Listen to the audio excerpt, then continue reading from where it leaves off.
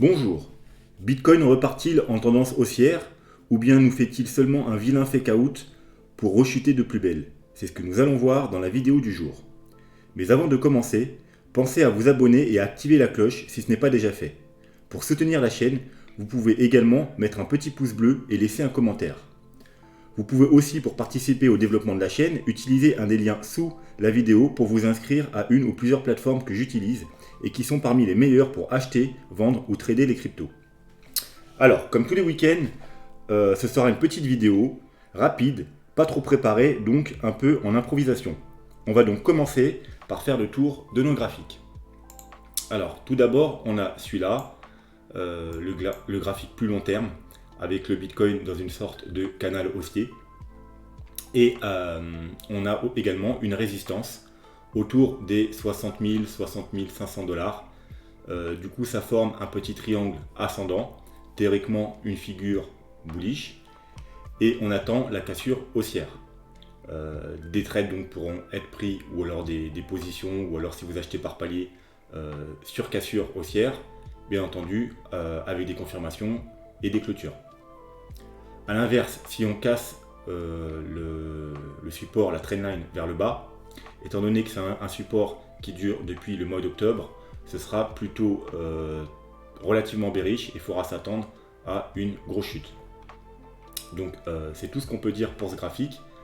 Juste, effectivement, cette nuit, tôt ce matin, on a cassé certains supports, certaines figures, mais comme vous pouvez voir, sur cette figure, on n'a encore rien cassé du tout. Au contraire, on est sous une résistance. Donc c'est le moment d'être très prudent. On va donc passer au graphique numéro 2. Graphique numéro 2, tout va bien. C'est le canal baissier qu'on a cassé vers la fin mars avec deux magnifiques pullbacks. Donc deux moments pour faire tenter des trades. Donc pour l'instant, tout va bien. On est actuellement au milieu de nulle part. Donc sur ce graphique, si on joue ce graphique, il n'y a absolument rien à faire à l'heure actuelle des choses. Les objectifs étant aux 66 000 dollars et aux 76 000 dollars. Alors tout simplement, le premier objectif, on le prend avec la hauteur du canal, et le deuxième en prenant le mât du drapeau, parce que c'est une sorte de drapeau haussier, et en reportant ici, et ça nous donne donc 66 000 et 76 000 dollars. Les supports, quant à eux, sont autour des 52 000 et des 48 500 dollars. Graphique numéro 3. Donc pareil, sur ce graphique, on ne peut rien faire avec en ce moment, on est au milieu nulle part. Si on devait rechuter, on aurait du support vers les 53 000 dollars, donc à peu près pareil que le niveau du graphique précédent, 52-53 000 dollars. Les objectifs, bien évidemment, premier objectif, c'est la trendline, la médiane du canal, donc autour des 66 000 dollars, exactement comme le graphique précédent. Et par contre, si on devait casser donc cette médiane, l'objectif suivant, ce serait bien entendu le haut du canal vers les 85 000 dollars. Donc graphique numéro 3. Si je le trouve, hop, c'est celui-là. Alors pour celui-là, on va passer en 4 heures pour avoir une meilleure vision. Le graphique numéro 3, c'était la figure qu'on a depuis on a déterminé à peu près depuis le 1er avril, depuis qu'on est ici. On avait déterminé une épaule, tête-épaule. Alors donc ce matin, avec la petite cassure qu'il y a eu, on a du coup cassé la ligne de coup de cette épaule, tête-épaule. On a fait un petit pullback qui est en cours d'ailleurs, vu que la bougie n'est pas terminée. Donc prudence, parce que ça peut être juste un fake out. Et en général, les fake out c'est très bearish, c'est quand on casse une figure et qu'on réintègre. En général, c'est du coup un mouvement très bearish, il faut s'attendre à ensuite aller vers le bas. Au cas où c'est pas un fake out et qu'on confirme, donc on clôture, on arrive à poser des clôtures au-dessus de la figure, les objectifs de cette figure sont la hauteur de la tête, reportée à la cassure. Donc en l'occurrence les 70 000 dollars. Voilà. Donc alors bien entendu, ceux qui ont joué la cassure et qui n'ont pas attendu les clôtures, qui ont pris directement à la cassure, donc c'est possible quand on est agressif.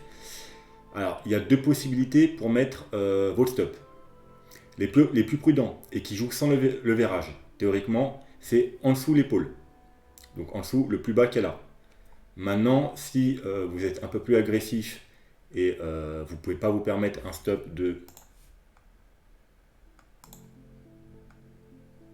hop, 8%, vous pouvez mettre un stop intermédiaire en dessous les plus bas qu'on a eu là. Donc du coup, ça nous donnerait un stop un peu plus raisonnable, un stop de 4-5%. Voilà. On va donc passer au graphique, au dernier graphique. Voilà, donc je vais remettre en daily pour commencer. Donc vous vous souvenez, on est dans un triangle, un peu comme celui-là ici. Vous voyez, celui-là, on l'avait cassé, pullback, et ensuite une belle tendance haussière. D'ailleurs, on l'avait fait également ici. Alors, on va se rapprocher un peu, on va zoomer. Et donc, on a cassé effectivement, du coup, également le triangle ce matin. Donc, triangle qui durait quand même depuis le 14 mars. Donc, bien entendu, les plus agressifs, ils entrent ici, à la cassure. Avec un stop, encore une fois, sous le plus bas là et sous le triangle, ou pour les plus agressifs, sous les plus bas qui sont ici. Mais bon, du coup, c'est un peu bête, parce que, tout simplement parce que si on réintègre, il y a de fortes chances qu'on revienne toucher le bas du triangle. Donc si vous mettez un stop là, il y a de fortes chances qu'on ait juste en dessous le stop, qu'on rebondisse et que, voilà quoi. Donc là, le plus prudent, c'est de mettre un stop sous le triangle, ou voire même ici. De toute façon, si vous jouez cette figure, c'est pour un gros swing. Hein. Les objectifs, ils sont assez hauts. Ils sont vers les 70 000, 80 000 $. Donc, il ne faut pas être trop radin dans vos stops. Bref, sinon, à plus court terme, on a du coup, on va se mettre en 1 heure, ce sera encore mieux. On a un petit canal haussier ici, comme vous voyez, de toute la petite hausse qu'on a eue depuis le rebond sur le bas du triangle. Et on l'a également cassé ce matin. Et là, on est en train de faire un pullback dessus.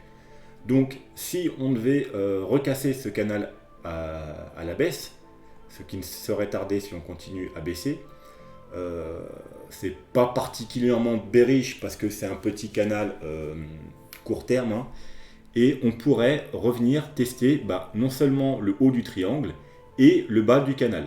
Donc, ça nous ferait un double support et ce serait un bon moment, d'ailleurs, ce serait théoriquement le meilleur moment pour tenter un trade. Car du coup on aurait un pullback, un stop, du coup un petit stop ici ou comme je vous ai dit ici, et voilà. Après si on a de la chance, ça repart, ça rebondit et on se dirigera vers nos objectifs. Mais comme je vous dis, pour l'instant rien n'est fait. Pourquoi? Parce qu'on n'a pas cassé, alors je vais pas remettre le graphique d'avant, mais vous l'avez compris, les 60, on avait dit les 60 000, 61 000 $. Alors on peut même prendre le dernier plus haut, les 61 800. Donc rien n'est encore joué. Surtout que je vous rappelle qu'on est le week-end et que le week-end c'est plus des particuliers, que le week-end il y a souvent des gros mouvements mais qui sont corrigés immédiatement le lundi ou mardi en début de semaine parce qu'on forme des gaps un peu comme la semaine dernière. Alors on va aller voir ça, hop, sur le CME.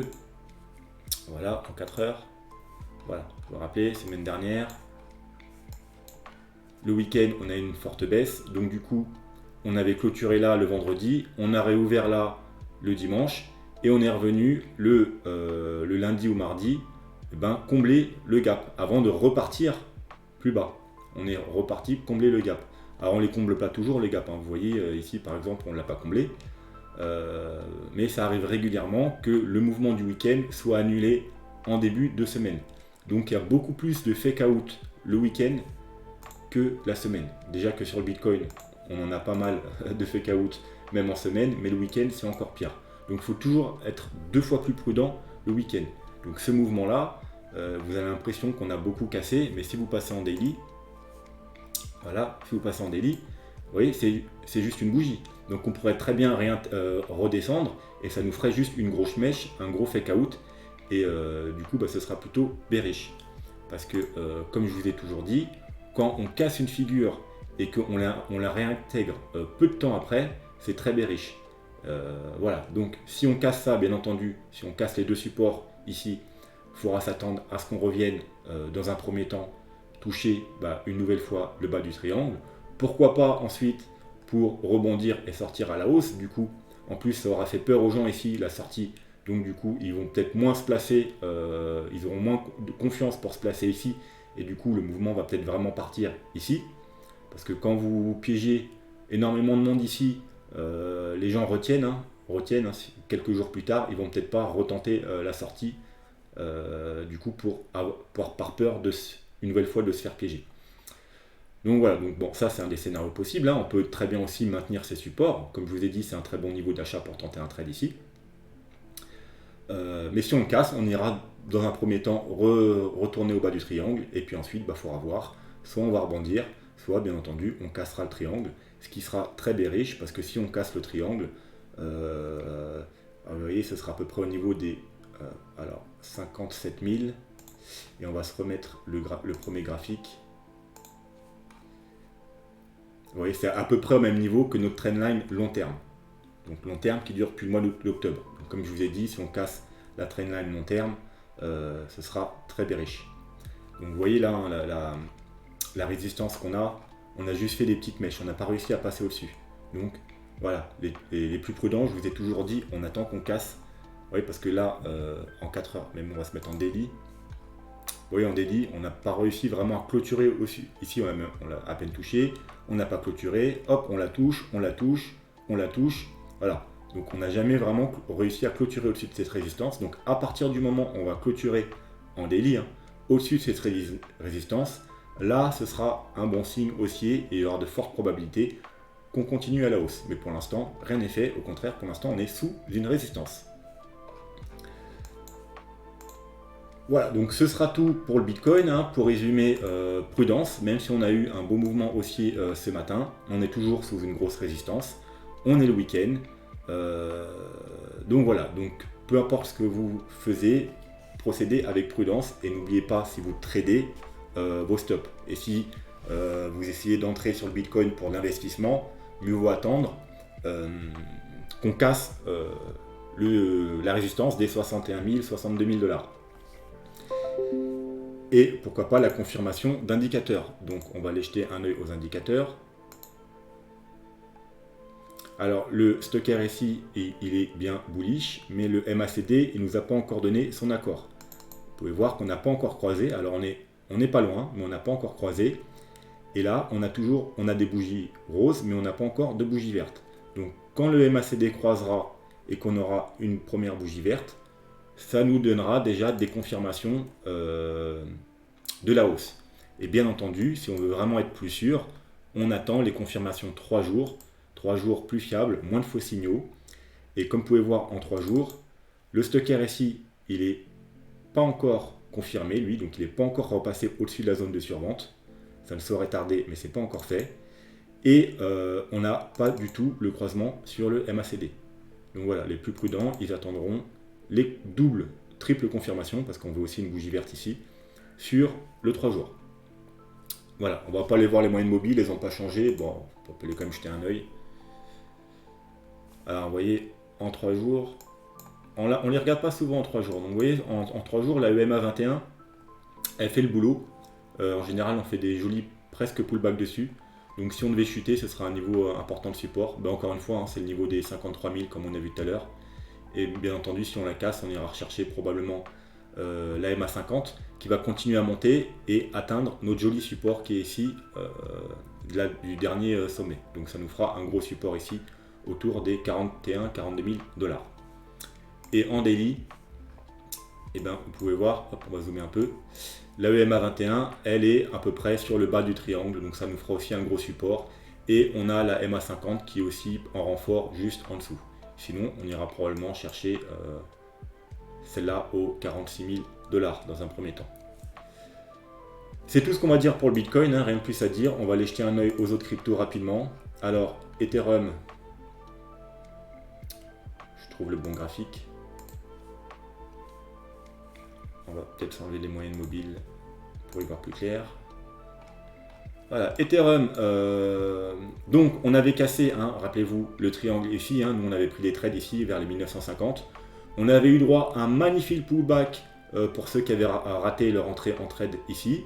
Et non seulement on a pullback sur le haut du triangle, mais on a pullback aussi sur cette trendline.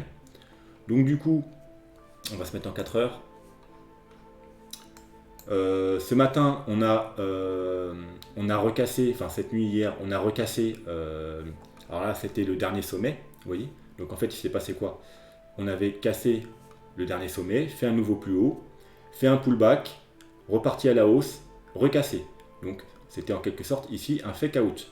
On est revenu s'appuyer sur les plus gros supports et on l'a recassé à la hausse. Donc nouveau signal haussier. De là, on a cassé la petite trendline qui s'était mise en place. Et là, on en est là. Donc qu'est-ce qui va se passer maintenant? Si on devait corriger un peu, bah, on aurait un gros support au niveau du haut de cette trendline bleue et de la grosse trendline rouge. Voilà, avec juste en dessous, bien évidemment, encore une fois, les derniers sommets.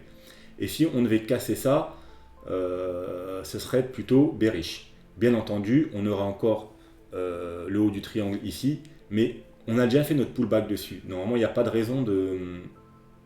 Alors ça arrive des fois les doubles pullbacks, mais voilà, en général, quand on fait un beau pullback propre ici, et qu'on a toujours notre trendline ici, je comprends un retest de la trendline ici, mais un deuxième pullback, je serais moins acheteur, disons. Celui-là, je l'achète, celui-là, je ne l'achèterai pas. J'attendrai qu'on recasse vers le haut. Pourquoi pas, hop, je prolongerai la trendline. Et si je devais faire des achats à la baisse, si on cassait ici, je ne pense pas que j'achèterais ici. J'attendrai des signaux haussiers qu'on recasse la résistance là et peut-être cette petite trendline ici. Parce que j'aurais moins confiance sur ce deuxième pullback. Je pense plus que si on devait refaire un pullback ici, on casserait à la baisse.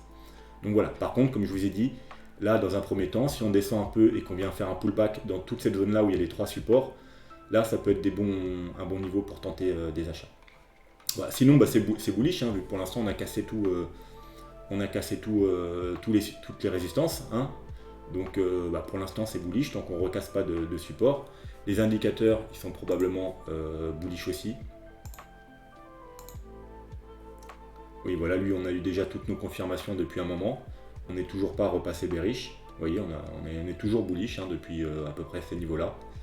Et en 3 jours, on a également eu nos confirmations à la cassure du triangle. On a eu nos confirmations bougie verte, croisement du MACD.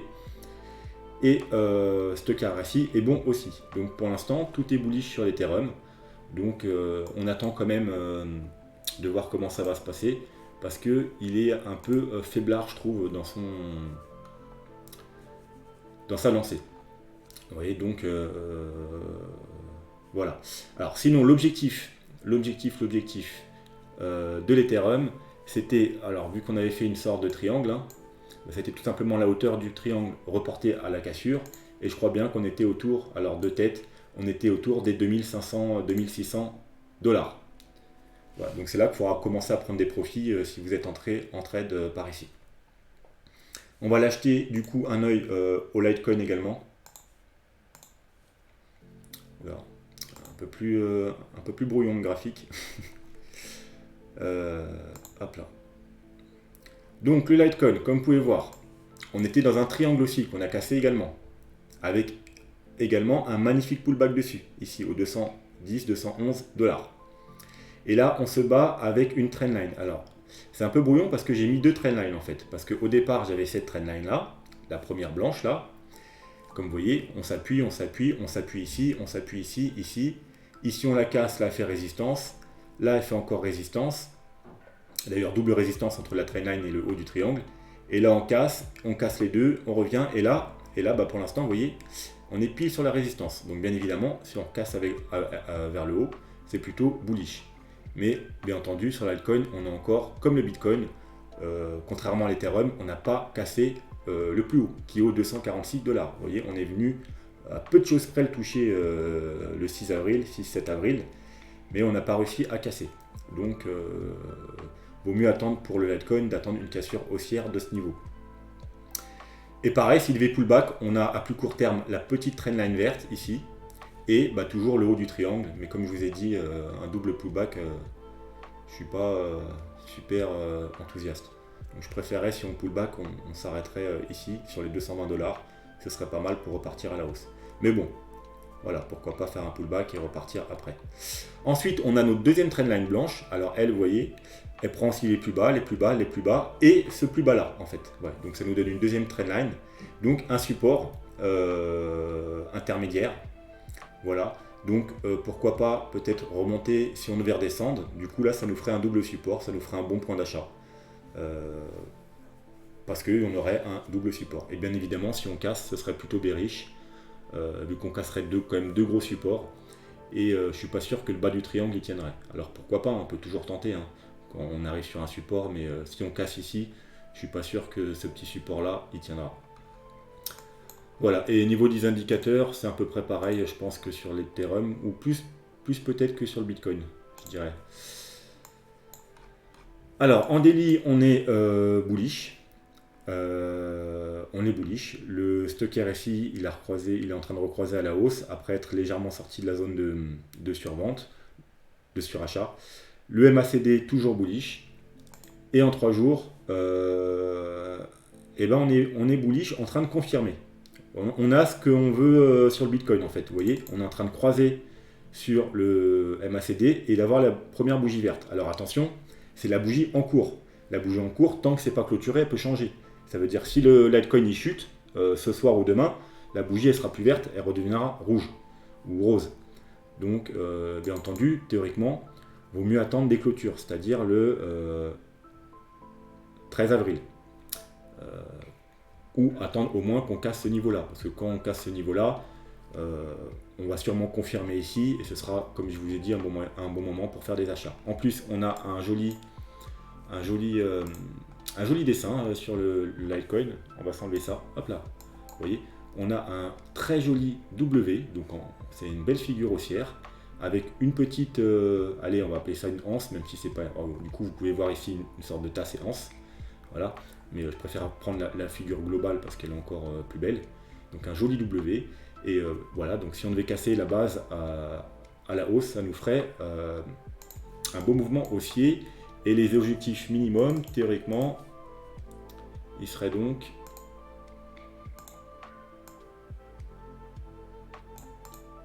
environ aux 320 $. Voilà. Pour finir, alors rapidement, parce que je crois qu'on me l'avait demandé, l'Océan Protocol. Alors déjà l'Océan Protocol, déjà bon, c'est une crypto pas très vieille, mais bon, ça va, on a quand même un peu d'historique, on peut travailler. Comme tous les cryptos qui sont très très bullish, hein, vu que c'est fait partie des cryptos qui prennent 2500, 10 000%, les indicateurs, comme vous pouvez le voir, ils sont ultra bullish, donc on peut pas trop travailler dessus. Et je suis en 3 jours là, vous voyez, rien qu'en 3 jours. En daily, c'est pareil. Et je suis sûr que même en weekly, c'est pareil. Donc il n'y a pas beaucoup de travail à faire au niveau des indicateurs. Au niveau des graphiques, qu'est-ce qu'on a à court terme? On a un petit triangle. Vous voyez là, un petit triangle. Donc pareil, on l'a cassé le 8 avril. Donc tant qu'on est au-dessus de cette résistance, donc environ des 1,66 $, c'est bullish. Si par contre on devait recasser ce niveau-là à la baisse, ce sera plutôt bearish. Surtout qu'en plus du haut du triangle, du coup, on a le bas qui est juste en dessous. Vous voyez, vu qu'on est à l'apex du triangle. Donc c'est toute cette zone qu'il faut prendre en compte. Hein. Et en plus, on a cette trendline. Vous voyez, alors là, c'est mes vagues d'Elliott, mais ça me sert en même temps de trendline. Vous voyez, on touche, support, support, support, support, support, support. Donc, si on casse en même temps la trendline, en même temps le haut, le triangle, et vous voyez qu'à court terme, on a une petite trendline aussi. Bref, si on casse tout ça, ce sera plutôt bearish. Donc, est-ce que c'est le moment de faire des achats? Bah, oui et non. Oui, sur du court terme, parce qu'on a cassé ce petit triangle. Donc, on peut se mettre des objectifs. Alors, bien entendu, si vous avez fait des achats ici ou maintenant, un stop, moi je conseille le stop ici. Pourquoi? Parce qu'on sera en dessous le triangle, en dessous la trendline et en dessous ce petit plus bas là. Vous voyez, ici, ça me paraît pas trop mal. En dessous la résistance. Vous voyez, là, on avait comme un petit range là. Et là, elle est plus prudent même en dessous ici. Vous voyez? Mais bon, déjà ici, ça me paraît pas mal. Sur casse là, à mon avis, on va aller voir des plus bas. Donc, je disais, les objectifs. Ah, je les ai déjà mis en plus. Hop. À la cassure. Voilà, environ. Pour cette petite figure, hein, ils sont environ les 2,43 $. Allez, 2,40 $, on va arrondir. Soyons pas trop gourmands. Maintenant, oui, comme toutes les cryptos qui ont bien pump, si c'est pour du moyen long terme, c'est pas forcément le bon moment d'acheter. Il vaut mieux attendre une correction. Donc à la rigueur, il valait mieux acheter ici ou ici. Là maintenant, pour du moyen long terme, c'est pas forcément le moment le plus opportun, surtout que j'ai essayé de vous faire un petit décompte Elliott. Alors j'ai pas pris compte de cette mèche apocalyptique, parce que voilà quoi, c'est une mèche, elle a même pas duré un jour, vous voyez, c'est une mèche, on est en journalier, elle a même pas duré un jour, donc j'en ai pas pris compte. Donc moi j'ai mis le début du mouvement ici. Donc comme vous pouvez voir, on ferait donc une vague 1, une vague 1, une vague 2, une vague 2, une vague 3, une vague 4, avec un beau mouvement 1, 2, 3, ABC, ABC, donc une magnifique vague 4. Et là du coup on serait dans la dernière vague. Et comme ce mouvement, vous voyez, qui monte à chaque fois en 1, 2, 3, 1, 2, 3, vous voyez bien, cette vague-là, elle monte en 1, 2, 3, elle monte pas en 1, 2, 3, 4, 5, elle monte en 1, 2, 3. Donc déjà, c'est le leading diagonale. Et donc, bah, ici, théoriquement, ça devrait monter en 1, 2, 3. Donc là, pour moi, on a déjà fait la vague 1, enfin la A, du coup. On a fait la B en flat, vous voyez, une B qui va un peu plus haut que le sommet et qui se termine là, en fait. Voilà. Donc c'est une flat. Donc pour moi, on a déjà fait la 4 ici. Et sur le RSI, vous voyez, A, B, C. Voilà, A, B, C. Là, ça nous indique que ça sert à ça la RSI, hein, le vrai mouvement. Vous voyez, là, on a fait un plus haut. Mais là, on n'a pas fait un plus haut. Ça nous fait une petite divergence. Mais ça nous indique une flat, en fait. Donc une belle correction A, B, C. Donc du coup, il nous reste une vague B. Et pour mon décompte, si je ne me suis pas planté, hein, bien sûr, comme je ne passe pas énormément de temps sur les comptes Elliott des petites cryptos comme ça qui ne m'intéressent pas super, et bien il reste juste une vague B. Et après on aura fini tout ce mouvement. Et on aura droit à une correction d'une grande vague 1 du coup, parce que 1, 2, 3, 4, 5, ça forme une grande vague 1 et on aurait une grosse correction. Et donc ça nous donnerait une correction, alors on va aller voir, hein, mais ça nous donnerait, alors admettons on va jusqu'où j'ai mis, hein, alors j'ai mis le truc un peu plus ou moins en pif, ça nous donnerait une correction qui pourrait aller jusque ici, jusqu'au 76. Et si on a de la chance ici, 1,25. Mais en général, sur les cryptos qui ont beaucoup pump, ça atteint au moins les 0,764. Donc ça nous donnerait une correction de 77%, voilà, presque 80%. Donc est-ce que c'est le moment d'acheter? Pas forcément pour du moyen long terme. Pour du court terme, oui, il y a moyen de faire dans les semaines, voire le mois ou 2 mois qui viennent, peut-être une belle hausse et des beaux gains. Mais sur du moyen long terme, c'est pas forcément le moment d'acheter. Alors peut-être, vous verrez mieux, comme je vous en ai pas parlé, mais on a aussi une grande trendline là. C'est un peu la même que sur le Bitcoin qui dure depuis le mois de...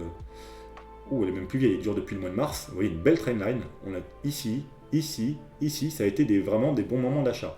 Donc si on devait pullback dessus, bien évidemment, donc là ça serait vers les 1$, ce serait vraiment un bon moment pour tenter un achat. Puis en plus, du coup, vous pouvez mettre un petit stop en dessous, parce que vous savez que si on casse cette trendline qui dure depuis maintenant 1 an, donc c'est une trendline qui ne bat pas, ce serait forcément bearish et on irait forcément voir des nouveaux plus bas. Donc voilà, à court terme, possibilité d'acheter ça. Pour du moyen long terme, attendez une correction. Ensuite, souvent il y en a qui me demandent dis-moi ce que tu penses de cette crypto d'un point de vue fondamental, etc. Machin. Alors sachez que moi, à part le Bitcoin et l'Ethereum, je ne hold pas de petites cryptos sur le long terme. Pourquoi? Parce qu'en bear market, les petites cryptos perdent entre 90 et 99% de la valeur. Donc je vois pas l'intérêt de les garder sur le long terme. Je préfère les revendre à la fin du bull run et les racheter 90% ou 99% moins cher. Donc moi à la fin du bull market, je me débarrasse de toutes mes cryptos excepté du Bitcoin et d'un peu d'Ethereum. Donc pour ça que j'ai pas besoin de faire d'analyse fondamentale sur les petites cryptos, puisque de toute façon je m'en sers que durant le bull market. Donc c'est en gros de l'investissement sur 6 mois, 1 an, 2 ans tout au plus. Donc, et puis en bull market, hein, dans les cryptos, c'est pas forcément les meilleurs projets ou ceux qui ont, comme vous pouvez voir le Dodge ou le Tron ou toutes ces conneries qui pump, qui prennent des 5-10 000% alors que les projets ils sont bidons, voire même il n'y a pas de projet du tout. Il n'y a strictement aucun intérêt à faire une analyse fondamentale sur des petites cryptos pour du court ou moyen terme. Donc du coup je m'intéresse aux graphiques. J'achète les petites cryptos qui ont les plus beaux graphiques. L'analyse technique est plus importante pour le trading, le swing ou l'investissement court-moyen terme. Voilà, donc pas besoin de faire du fondamental. Surtout qu'en plus je vous rappelle qu'il y a à peu près 9000 cryptos. Donc si je devais m'amuser à faire une analyse fondamentale de 9000 cryptos, ça me prendrait environ très longtemps. Puisque pour faire une bonne analyse fondamentale, il faudrait que j'y passe au moins une demi-journée par crypto, ce qui me donnerait environ 4500 demi-journées. En faisant une par jour, ça me prendrait plus de 10 ans pour analyser toutes les cryptos d'un point de vue fondamental. Donc ne me demandez pas d'analyse fondamentale, il y a d'autres personnes qui font ça. Voilà, moi je me concentre sur ce que je sais faire le mieux, c'est-à-dire l'analyse technique, l'analyse graphique. Et de toute façon, c'est ce qu'il y a de plus efficace, parce que les fondamentaux, vous avez des cryptos qui ont un très bon fondamental, et pourtant, qui ont pris 3, 4, 500, 600% pendant ce bull run, alors que vous avez des cryptos où leur projet, il n'est pas très fiable, il est un peu bidon, et elles ont pris des 10 000%. Donc moi, je préfère me concentrer sur l'analyse graphique. Voilà, on va se laisser là pour aujourd'hui. On se retrouve lundi, à part s'il se passe vraiment quelque chose. Demain, je ferai peut-être une autre vidéo. Parce que comme vous savez, normalement, le week-end, il n'y a pas de vidéo. Là, je voulais juste faire une petite vidéo parce que j'en ai pas fait hier. Et que en plus, ça a bougé un petit peu ce matin et je voyais que les gens, ils s'excitaient un peu. Je voulais remettre un peu les idées en place. Et donc du coup, à moins qu'il se passe vraiment un gros mouvement, on se retrouvera lundi. Donc je vous souhaite un très bon week-end. Encore une fois, soyez prudents, prenez soin de vous, et à la prochaine. Tchuss!